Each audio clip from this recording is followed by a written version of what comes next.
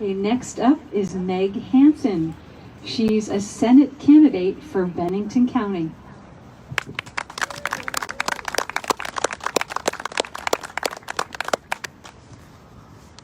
Hi everyone, my name is Meg Hansen. I was the runner-up in the Lieutenant Governor primary last month, and thanks to so many Vermonters who believe in our campaign's mission and vision, I am now very grateful to be a candidate for Bennington County Senate. I live in Manchester. Thank you to the leadership of the Vermont Republican Party, the Republican Women's Coalition, and especially my dear friend Rachel Stringer for organizing this amazing event and for inviting me to speak. Today I'd like to say a few words about two major challenges that Republican women face in politics. At present, women account for a mere 8% of U.S. House Republicans and 15% of Senate Republicans. In Montpelier, there are no Republican women in the state Senate and just 14 Republican women in the House. Amazing women like Representative Vicki Strong and the other representatives who are here, however, only 14. While there are historically more women in elected office today in D.C. and state legislatures across the nation, these women disproportionately belong to the Democratic Party. Why?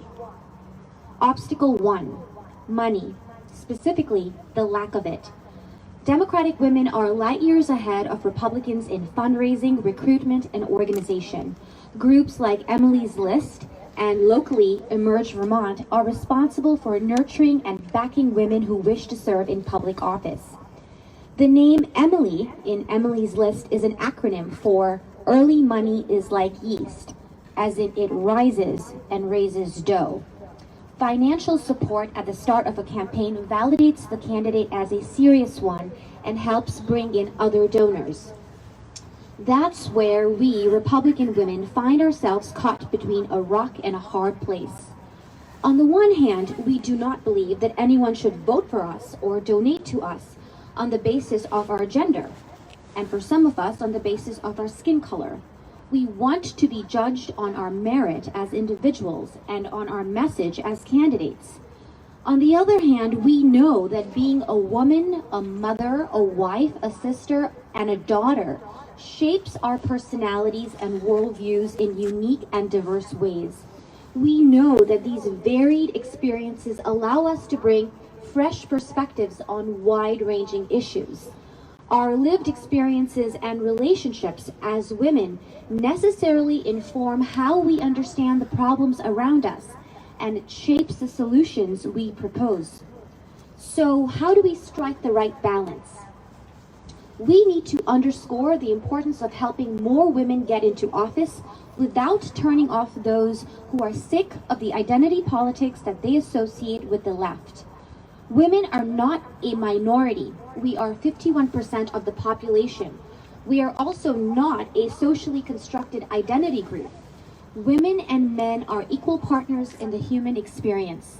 We can prioritize merit and competence while also acknowledging that women bring unique perspectives that must be valued and promoted.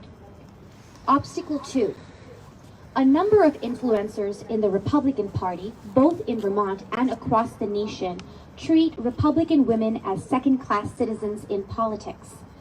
These voices are fine with women being town chairs, county chairs, volunteers, and any role that involves actual work, hours of important but often thankless labor to support our cause. But that's where they draw the line. Any woman who dares to speak up, any woman who dares to disrupt the status quo from which they benefit is labeled a troublemaker and worse. God forbid such troublemaking women dare to run for an office that may be a higher position than the one they hold. In preparing for today, I watched interviews of Republican women running for U.S. House seats in various states. In interview after interview, these candidates shared stories of how local GOP leaders insisted that they were not viable candidates, how local influencers tipped the scales prior to the primary in favor of the more traditional candidates. What does a traditional candidate mean? Well, in Vermont, it would mean candidates who have the physical appearance of a classic New England politician. So, candidates that do not look or sound like any of us running for office here. The good news is that the American people don't share these biases against Republican women candidates, and this has been true for a very long time. The first woman to be elected to a full term in the U.S. Senate, so not appointed to a previously unfulfilled term, but to be actually elected, was a Republican, and that feat was accomplished way back in 1978. If Republican women are given adequate financial support to run for office, we will win. Yes, even in so-called deep blue Vermont. I am not pretending to speak for all Republican women. Like all of us here, I do not subscribe to collectivism. I expect some will disagree with me, especially those who have curried favor with existing power structures. But I know that many more women agree with my assessment that we often face great opposition from within the party.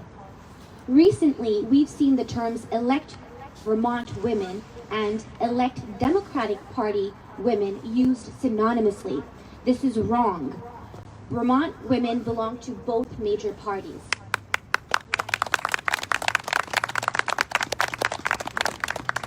We cannot allow ourselves to be erased by anyone. But before we can embark on a mission to ensure that our voices are heard, we must clean house. We can no longer tolerate a Vermont GOP subculture that shames women for being outspoken, that reduces us to tokens or uses us as mouthpieces to do their dirty work. We must end this subculture where men sexually objectify women who dare to participate in politics and have no qualms about verbally assaulting us when their egos are bruised. As we commemorate